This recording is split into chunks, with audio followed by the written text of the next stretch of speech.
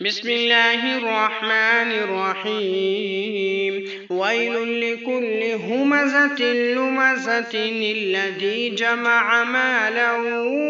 وعدده يحسب أن ماله أخلده كلا لينبذن في الحطمة وما أدراك ما الحطمة نار الله الموقدة التي تطلع على الأفئدة إنها عليهم مؤصدة في عمد ممددة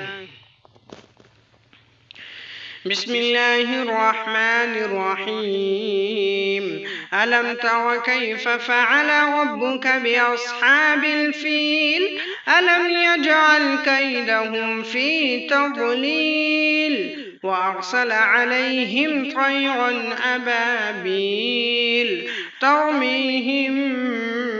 بحجارة من سجيل فجعلهم كعصف مأكول